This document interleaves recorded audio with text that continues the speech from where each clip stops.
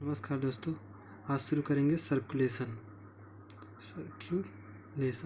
तो सर्कुलेशन में पहले हम देखते हैं कितने टाइप के सर्कुलेशन होते हैं। पहले तो circulation open and close type का होता है। ओपन टाइप सर्कुलेटरी सिस्टम और क्लोज टाइप सर्कुलेटरी सिस्टम। तो ओपन टाइप सर्कुलेटरी सिस्टम ये जो होता है आर्थ्रोपोड्स और मोलस्का में पाया जाता है। इसमें क्या होता है, जो हार्ट होता है वो ब्लड पंप करता है सीधे बॉडी कैविटी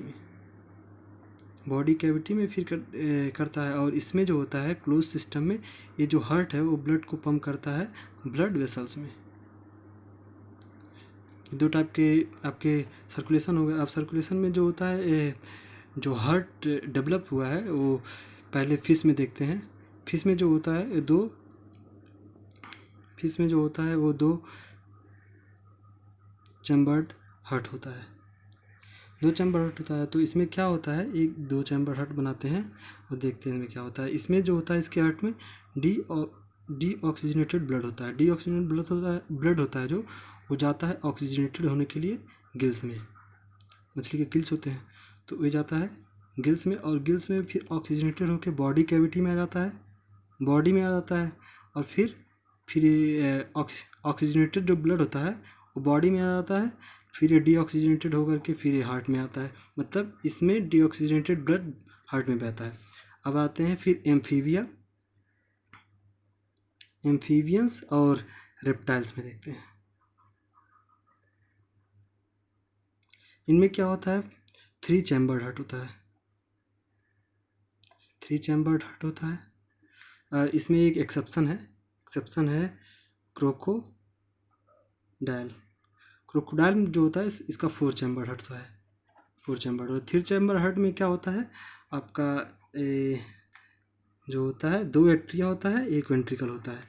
दो एट्रिया में राइट एट्रिया और लेफ्ट एट्रिया। तो लेफ्ट एट्रिया में जो होता है एक गिल्स के थ्रू गिल्स होता है, लंग्स होता है कुछ में, और कुछ में स्किन होता है जो ऑक्सीजनेटेड ब्लड इसमें आता है लेफ्ट एट्रिया में। और राइट एट्रिया में जो होता है डी ऑक्सीजनेटेड ब्लड आता है। तो दोनों एक साथ मिक्स हो जाते हैं। ऑक्सीजनेटेड और डीऑक्सीजनेटेड ब्लड जो होता है एक साथ मिक्स हो जाता है। इसलिए इसको कहते हैं इनकम्प्लीट डबल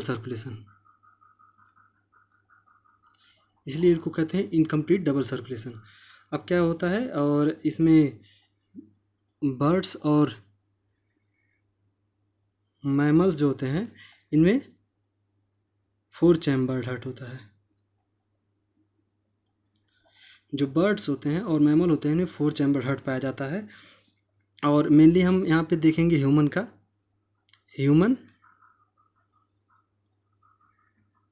सर्कुलेटरी सिस्टम। तो ह्यूमन सर्कुलेटरी सिस्टम जो होता है ये जो ह्यूमन हार्ट होता है ये डेवलप्ड होता है आपका मीजोडर्म से। जो ह्यूमन हार्ट होता है वो डेवलप्ड होता है आपका मीजोडर्म से, और ये थोरेसिक कैविटी में प्रेजेंट होता है। और ये थोरेसिक कैविटी में बिटवीन टू लंग्स, दो लंग्स के बीच में प्रेजेंट होता है। और इसके बाहरी आवरण होता है हार्ट का, उसको कहते हैं पेरिकार्डियम जो होता है दो पतली लेयर होती है हार्ट के बाहरी आवरण जो प्रोवाइड करवाता है, और उसमें एक फ्लूइड भरा होता है जो कि पेरिकार्डियम होता है, पेरिकार्डियल फ्लूइड होता है। जो पेरिकार्डियल फ्लूइड होता है ये शॉक एब्जॉर्बर होता है। मतलब कोई आप इंजरी के टाइम या हार्ट को मतलब प्रोवाइड करवाता है, सेफ्टी प्रोवाइड करवाता है। अब हम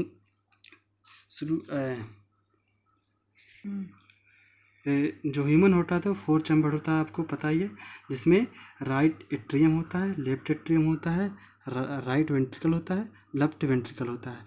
और राइट एट्रियम को डिवाइड करने वाला जो सेप्टम होता है उसे कहते हैं इंटर एट्रियल सेप्टम। क्या कहते हैं, इंटर एट्रियल सेप्टम।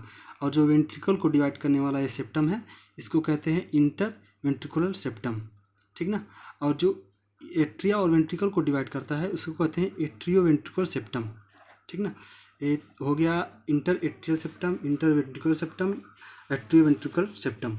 और जो आपका राइट एट्रिया और राइट वेंट्रिकल के बीच में होता है एक 3 कप्स लाइक स्ट्रक्चर पाए जाते हैं जो कि वाल्व की तरह काम करते हैं। इसे बोलते हैं ट्राइकस्पिड वाल्व, ट्राइकस्पिड वाल्व। और जो लेफ्ट एट्रिया और लेफ्ट वेंट्रिकल के बीच में पाया जाता है उसे बाइकस्पिड वाल्व या मिट्रल वाल्व कहते हैं, ठीक ना। अब जो होता है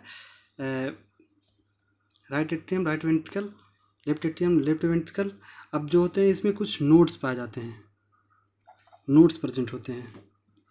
और हार्ट में जो इसको मायोजेनिक हार्ट इसीलिए बोला जाता है क्योंकि जो हार्ट होता है वो खुद अपने पे काम करता है। जो होता है ये S A node, AV node, और फिर आते हैं ये आ जाता है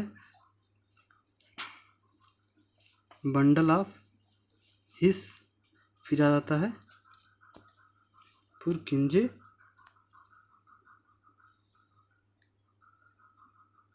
फाइबर।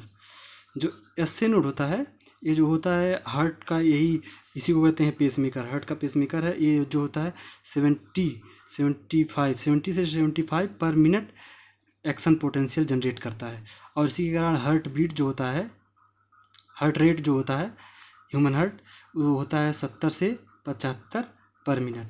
और एवरेज देखा जाए तो 72 पर मिनट होता है, 72 बीट पर मिनट होता है। इसमें ये होता है साइनस एट्रियल नोड होता है और ये होता है एट्रियो वेंट्रिकल नोड। और इसमें और जो होता है इसमें जो मेडुला ऑब्लोंगेटा और भी जो होते हैं रेगुलेशन पाया जाता है। मेडुला ऑब्लोंगेटा इसको जनरेट करता है। मेनली तो मायोजेनिक हार्ट है तो ये अपने आप खुद S C node AV node जो होते हैं और Purkinje fibre bundle of His ये खुद जनरेट कर ले जाते हैं। लेकिन थोड़ा बहुत मेडुला ऑब्लोंगेटा का भी रोल होता है। इसमें एएनएस होता है, एएनएस में जो होते हैं ये होते हैं सिंपैथेटिक फाइबर और पैरा सिंपैथेटिक फाइबर। तो सिंपैथेटिक फाइबर क्या करते हैं, ये जो होता है हार्ट बीट इंक्रीज कर देते हैं। और जो पैरा सिंपैथेटिक होते हैं ये हार्ट बीट को डिक्रीज कर देते हैं।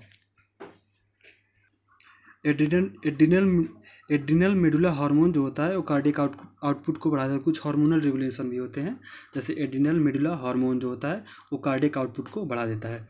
अब आते हैं आपको सर्कुलेशन देखते हैं, सर्कुलेशन कैसे होता है ह्यूमन में सर्कुलेशन। तो ह्यूमन में सर्कुलेशन कैसे, पहले तो ब्लड वेसल्स के बारे में थोड़ा सा डिफरेंस जान लेते हैं। क्या डिफरेंस होता है ब्लड वेसल्स में, जो होती हैं आर्टरी आपकी होती है, आर्टरी और वेन होती है।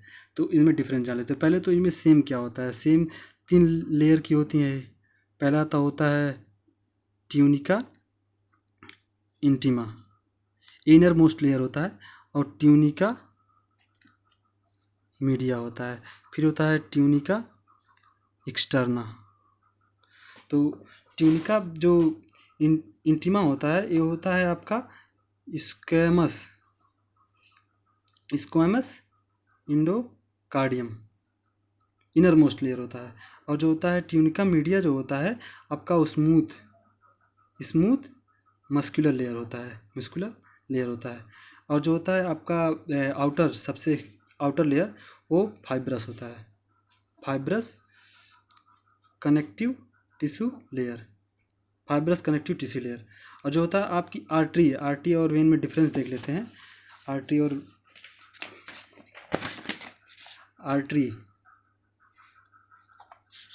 वेन में क्या होता है, आर्टरी की जो ल्यूमेन होती है वो बहुत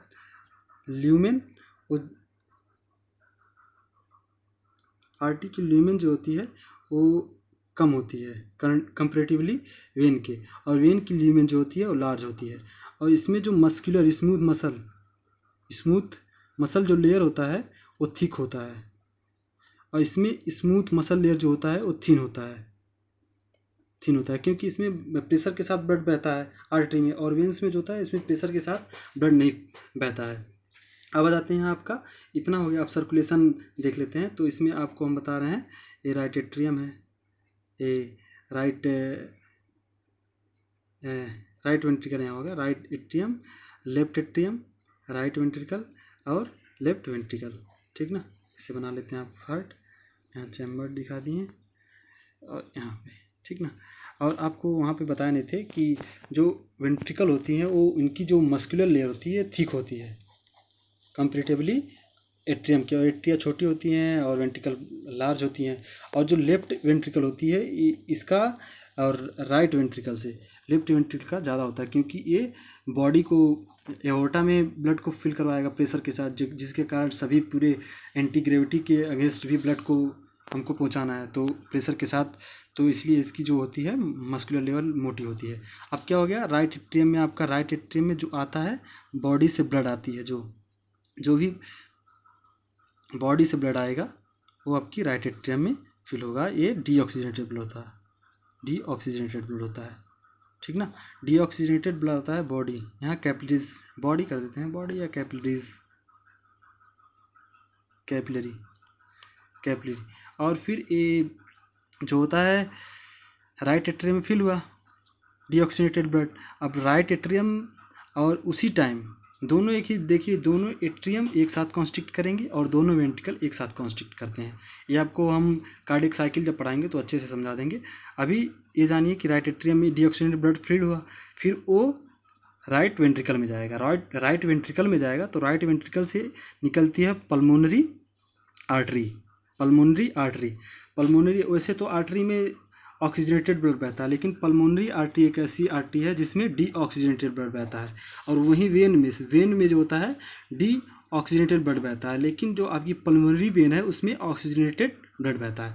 उसमें क्या, पल्मोनरी वेन जो होता है उसमें डीऑक्सीजनेटेड ब्लड बहता है, ये जाता है लंग्स को हो गया, और लंग्स से फिर ये ऑक्सीजनेटेड होता है, फिर ये पल्मोनरी वेन के थ्रू आ जाता है आपकी लेफ्ट एट्रियम में जाता है, लेफ्ट एट्रियम में आके फिल होता है। फिर लेफ्ट एट्रियम क्या करता है, लेफ्ट एट्रियम में फिल होता है, फिर ये लेफ्ट एट्रियम कॉन्स्ट्रिक्ट करती है, जिसके कारण ब्लड आपका लेफ्ट वेंट्रिकल में जाता है, फिर लेफ्ट वेंट्रिकल में जाने के बाद क्या होता है, इसमें एओर्टा में खुलता है, और एओर्टा के थ्रू ये जो होते हैं, एओर्टा से फिर ये बॉडी में चले जाते हैं।